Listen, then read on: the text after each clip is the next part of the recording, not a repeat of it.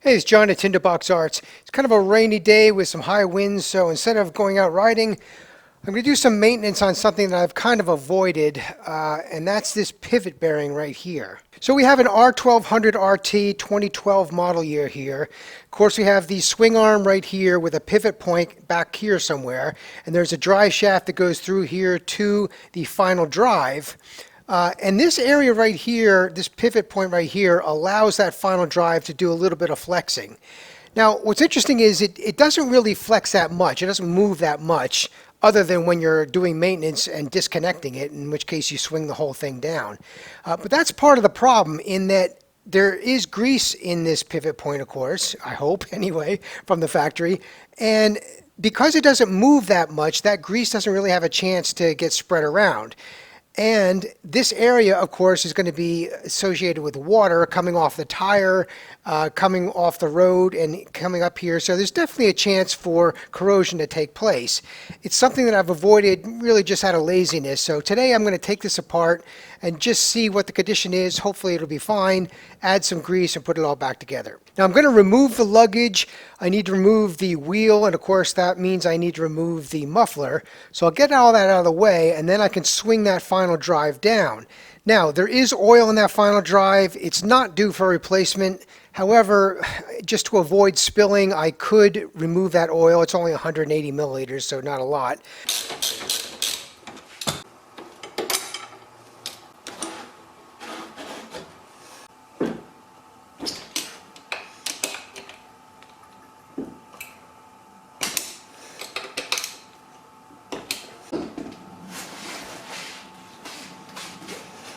All right, so we want to be careful here with the wheel off. We got the brake caliper. I need to get that removed and out of the way. I have the wheel sensor right in here, and I definitely want to make sure I'm careful with that. And there is a wire that comes through here to feed that, because you need to remove that sensor in order to drop the final drive down. And on this bike, to drain the final drive, there's a plug under here. Like I said, I may just do that rather than risk just spilling oil somewhere. This luggage rack anchor point makes a good place to tie off the brake caliper. Just keep it out of our way, and you don't want it hanging on the brake line.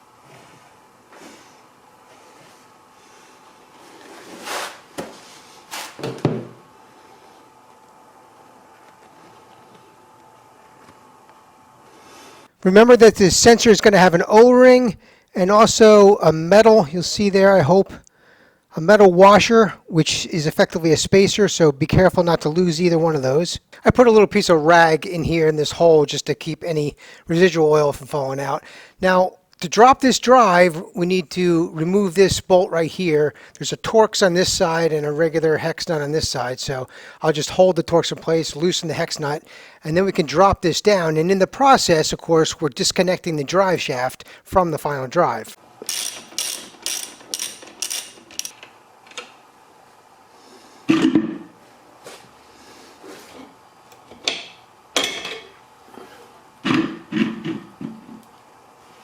I always try to find a plastic bucket or a cardboard box, anything, just to hold the weight of this while I drop it down so it doesn't drop suddenly. I don't want to screw up the brake rotor if it hits, so I'm just careful to put something underneath that.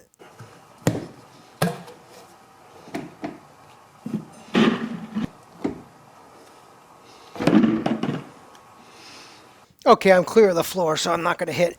So this is a good opportunity before you go any farther, because we haven't gotten this apart yet, but you can feel now with the drive shaft disconnected, if there's any binding there or it feels kind of grindy, then those pivot points could have a problem. But this does feel very good. I don't think there's going to be any issue.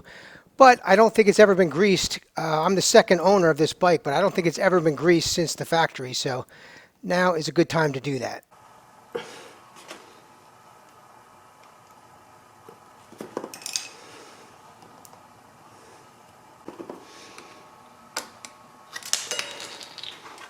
All right, with that little cap off, I am seeing a sealed bearing here with some grease leaking out, so things look pretty good so far. There is a snap ring right here that I see, and on this side, if I bring it on to the other side here, you can see there's a big Torx head right there that we can work on. Now, it's worth mentioning that the design of this pivot point right here has changed over the years.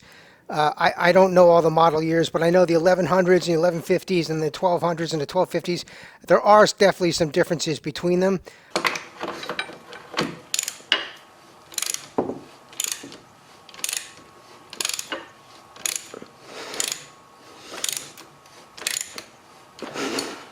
All right, so I've got this loose. This nut right here is basically a sleeve, and on the other side, that Torx is a bolt that goes into that sleeve. What I've done here is take an extension and I've put it in a place that will hook on the bike itself to hold this in place, because I'm only one guy working here. So that will hold that in place, and I've been unscrewing this side. But be very cautious, because it's very easy to round over this nut or sleeve because there's really not much showing. So you got to be very careful, and it's extremely tight. All right, there's the Torx bolt from the other side, and you can see there's thread locker on there. So that's one reason why it feels so tight. I'm using a brass drift to bang from the other side and to get this sleeve to come out. So I'm just catching the edge of that sleeve inside here with this brass drift and then just pushing it out, I hope. But it is in there pretty good.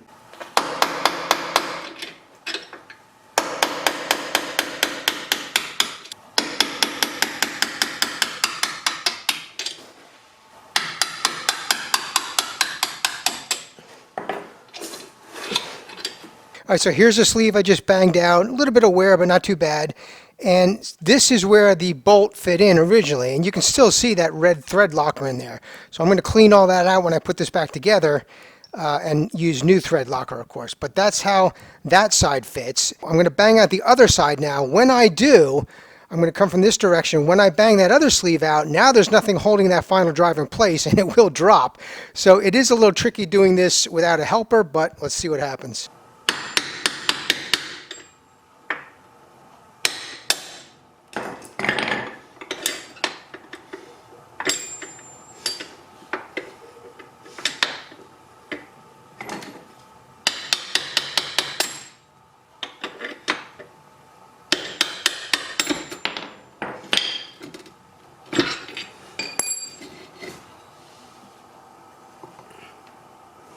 All right, this is the secondary sleeve, and it's in good shape. I mean, there is some grease still there, although there is some dried grease and some dirt in there too, but it's all in good shape, no worries.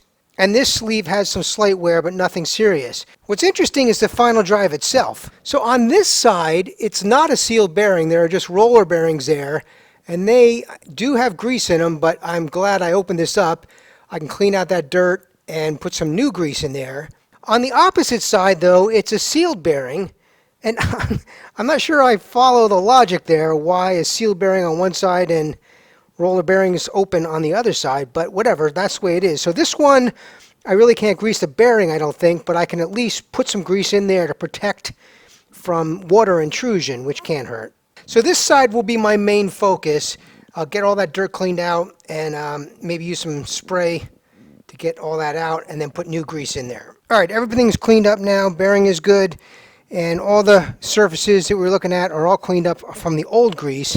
The new grease I'm going to be using is this stuff, which I use a lot, Bel-Ray waterproof grease. This is often used on boat trailer bearings, so it's waterproof in the sense that it doesn't wash out very easily. It's a great grease for this kind of purpose. I'm also going to coat more than just the bearing itself. So some of these surfaces, like here, there's a sealed bearing that rides here, but I'm going to put that grease here too, just to protect it from corrosion more than anything else. And of course, when I put this back together, I'll use that thread locker on this bolt right here. So I'm going to coat everything with this grease, and then we'll get this thing back together.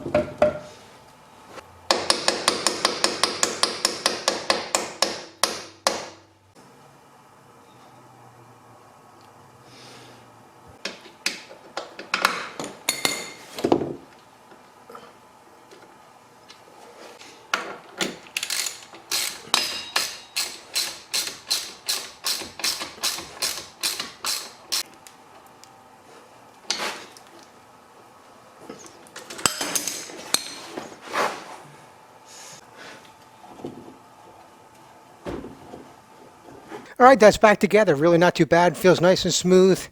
I got this as tight as I could. You're probably going to ask me for a torque spec. Honestly, I don't know, but probably as tight as you can possibly get it. It would be a lot easier to get this tightened with a second person, but it isn't always possible. I used the thread locker red on that, so that should be good and tight. Now I'll just get everything back together, and while I'm here, even though this is in good shape, the drive shaft, I will lube that up, just because it's here. Always make sure that around this rubber boot here, BMW says to use lithium grease, and that is what I used here, but that's not the only thing you could use. But something in here, because the rubber boot itself may not keep water from getting in there. That grease does act as a barrier for the water, so that's definitely very important. So make sure you get that done. And of course, after you button this all up, don't forget to put fluid back into the final drive if you took it out. And I always like to spray down the brake rotor with a brake cleaner just to make sure any grease or anything that got on there gets off. So that's really it. Really not too bad. It takes longer to get everything apart than it does to do the actual job.